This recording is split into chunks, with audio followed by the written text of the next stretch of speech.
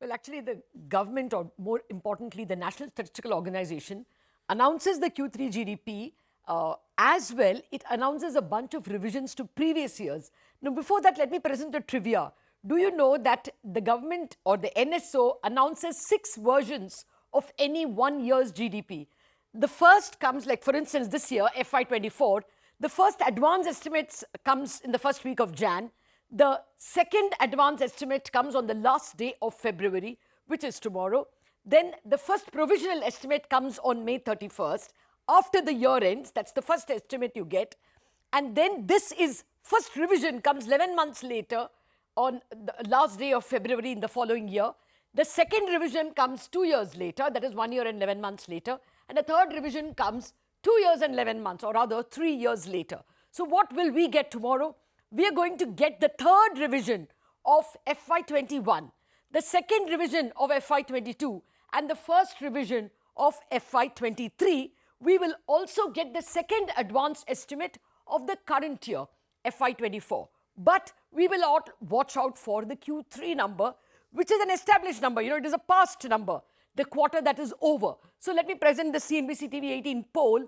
The poll says that we will get a GDP number of 6.7%.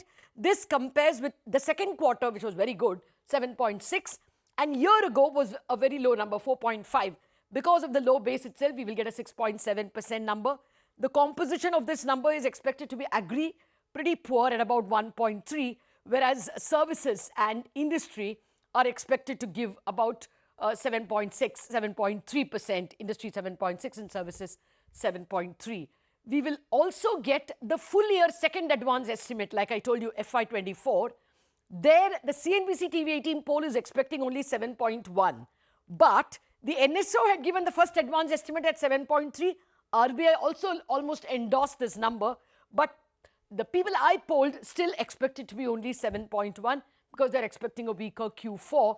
I must tell you that, you know, there are all previous announcements, that revisions which we spoke about. FY23 first revision, FY22 second revision, and third revision of FY21. If any of those numbers change, then the base effect will also change this number. Currently, the growth rate for FY21 is minus 5.8, for FY22 is 9.1, FY23 is 7.2, and these are the actual real GDP numbers, okay? This is adjusted for inflation. If any of these change in the revision, the base effect will make the current year also look different. So really, everything is up for a guesswork.